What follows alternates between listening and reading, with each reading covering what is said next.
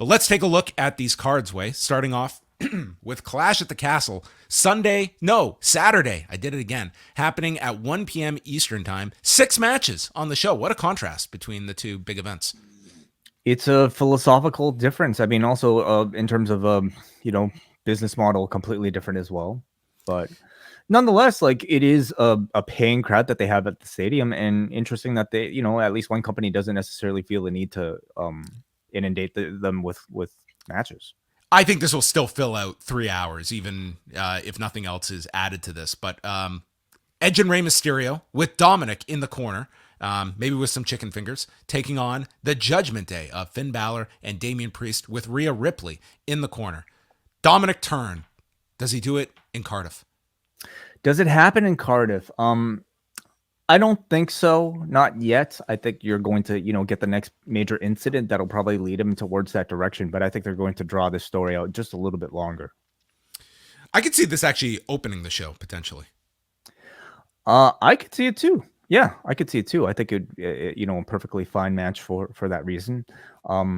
And Edge and Rey Mysterio to me is a big hook just to see those two team together. I mean, the SmackDown 6 was one of my favorite eras of professional wrestling to watch. So I'm sure they'll have some tag team maneuvers already set up. And of course, it's Finn Balor on the other side. The combinations will be great. Gunther and Sheamus. This is going to be awesome. I think this could be match of the show. I think that's how I think they're going to be given time. I think that they are going to go out there and just kill it. And I think this audience is going to love it. Totally agreed. Yeah. It's a match where, I mean, I could see Sheamus, he's being promoted as the babyface.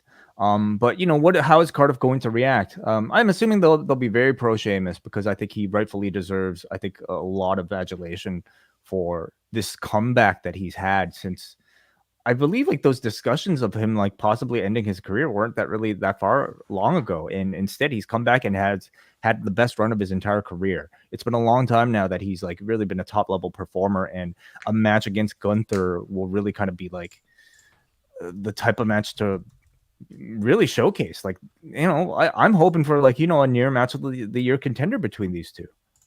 Yeah, I think they're just going to have a 20-minute war. I think Gunther retains, but it's going to be one where they both get so over with this crowd that I think like the goal would be like standing ovation at the end of this. Just like this is as much reestablishing the Intercontinental title and having this classic match. I mean, this match it's the title that links it to the SummerSlam 92 with Brett and the Bulldog. So I'm sure that they're going to pay a lot of attention to that lineage. Can you imagine the hand marks on Sheamus on that pale body? Oh my goodness. Man, that's going to be quite the match. Matt Riddle versus Seth freaking Rollins. Yeah. I'm interested to see how this is done. This should be this should be a fight. This should be not just doing a great wrestling match like this. They've really built this up to be like a brawl.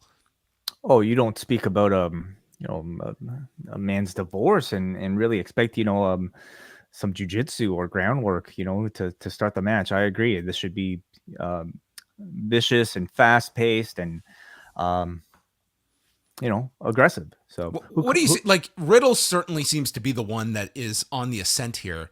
I wouldn't say Rollins has been kind of diminished at all, but when you think about this year, like, he's lost like a lot of big matches this year. He lost all 3 to Cody, but yet he still feels like he's in a prominent position, that like these losses have not, taken him out of like a main event position that you can see him easily being inserted into. But I also wonder if like he does need like that one kind of big win at a certain point. It's because of the quality of the losses, to Cody. Like their matches where both men had got over because they were such classics, and the audience respects Rollins' performance so much that like despite the losses, he's still a highly regarded performer. I think Riddle, you can argue they both kind of need it, but I would argue that Seth Rollins at this point is almost kind of bulletproof, where he can take these losses and I don't think it'll matter too much. But who is next in the pecking order to ascend to that next level? you think? And what is the next level? Are we Yeah. talking about just a singular champion? Are they going to eventually split these titles up? Because that's a big question of like, where is a winner of this kind of a match ascending to? Depending on how well this like IC title match goes, I wouldn't necessarily consider it a downgrade for either of these two coming out of this to go for that, especially if it's on somebody like a Gunther. Obviously, you would think Riddle as the babyface if that were the case, but like Riddle going after Gunther for the IC championship, and at this point maybe a refreshed IC championship, that to me is a strong next program. 6-woman tag: Bayley, Dakota Kai, and Io Sky against Bianca Belair, Alexa Bliss, and Asuka. Sorry, my mistake. Riddle's on Raw.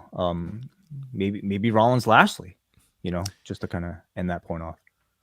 Yeah, that's possible. I also don't see the Raw and SmackDown divide as this church and state difference either. Right. I mean, you could mix it up there. The 6-woman tag. I could see this just being a. I don't know if you would want to necessarily beat the heels again after Kai and Sky just lost on Monday, but I also can see like some babyface wins being prevalent on this show. Yeah. I would go with the heel faction, just because they're the ones that are going to stick around. Whereas I see Belair, Bliss, and Asuka almost just break it up after this. I'm very interested in seeing because I don't personally, I don't necessarily believe either Bliss. I don't think Bliss, in my opinion, was going to be a part of this. It would either be like I see her like maybe taking Becky's spot, and as such, what did they have originally scheduled for Alexa Bliss? I see her just kind of breaking off on her own after this, and carrying on with whatever actual storyline they had for her. So I could see a babyface loss and whatever the heel faction winning this and going ahead with whatever claims that they have to the women's tag team championships. Then we move on to Liv Morgan and Shayna Baszler for the SmackDown Women's Championship.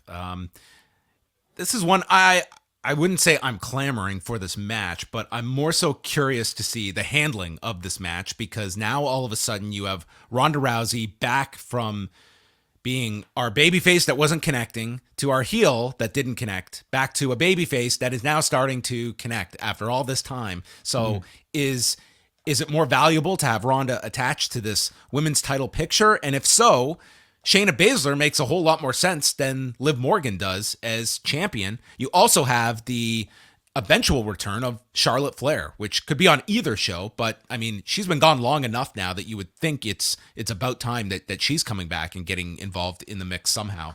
But yeah, this one is kind of interesting because I would say Liv losing this title, it really feels like this will be written off as kind of a pretty deflating loss and a championship run that had some potential but was totally missed.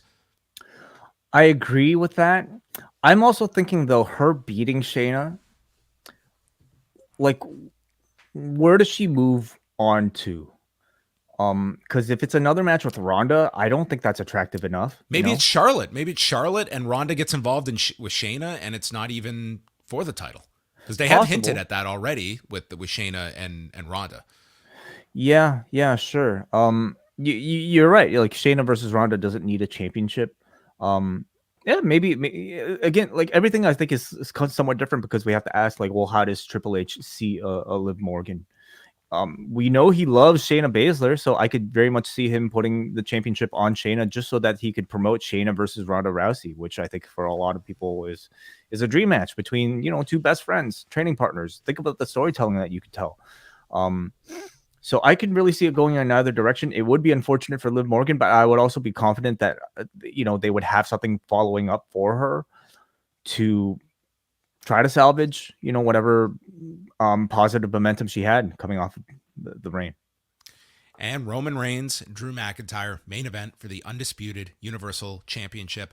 I think this build has been really strong. It's, the show really does feel geared around this show, although there's some very interesting stuff on the undercard, but this is a match that, they've done a very strong job, especially when we were talking a month or so ago about Drew McIntyre, that, you really do have to get him up and running because it's not been the most, it's not been this awful year for him, but it's hardly been one where he's been just red hot getting ready for this. They had to start from kind of behind the eight ball with him and get him up in like 6 weeks for this match.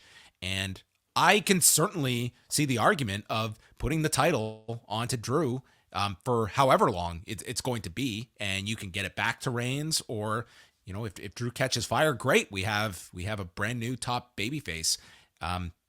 The argument against it would just be continuing this run, which I would just ask the question, like, what more do you get out of Roman Reigns from going from 2 years to he's got to 2 chase years and 6 Hogan. months? He's got to chase Bruno. He's, you saw it here, Pedro Morales. Well, then we're only at the midway point if we're looking at Hogan next on the list. That's a hell of a long build for Roman. I don't know if he's interested in that length of time. It honestly seems like it's a perfect opportunity to get the belt off of Roman, at least temporarily, to create that wonderful moment for Drew McIntyre that, you could tell your long-term story of him not necessarily getting his WrestleMania moment. And this is, a make good. You just had 2 years, like a perfect 2-year mark for Roman Reigns to just kind of be able to talk it up in history as saying, hey, I held the belt for 2 years.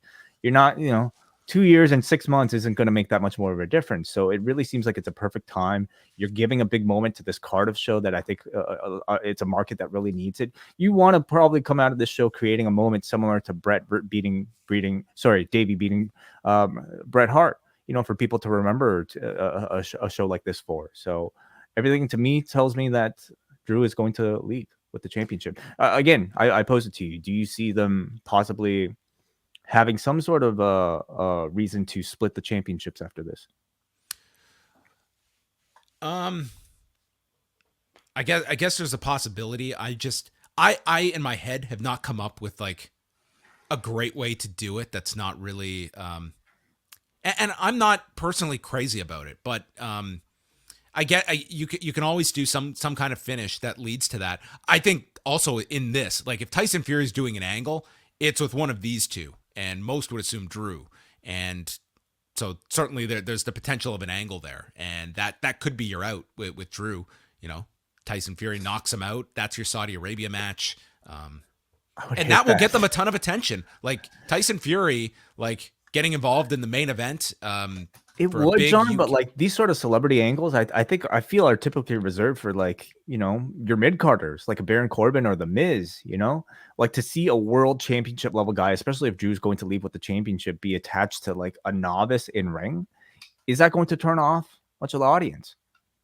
I don't see that changing for them. Like I think they're in love with the celebrity crossovers, and I think Tyson Fury, like they've wanted to do the Drew match. Like if the pandemic had not occurred, I think that match would have happened by now. So, I'm just looking at the calendar with like Saudi Arabia coming up. That would be, now would be that time to shoot an angle there if you're going that direction, and they'll get a lot of attention of Tyson Fury wrestling Drew McIntyre, or even like Tyson Fury challenging for the championship. Like it sounds ridiculous, but they're just looking for, what is going to be a big headline for people, and Tyson Fury getting involved will be a big story coming out of this. Mm-hmm. Yeah. So I could certainly see the title change though. I think there's a strong argument to do it on Saturday. Jesus. In a few hours. Yeah. Yes. Yeah.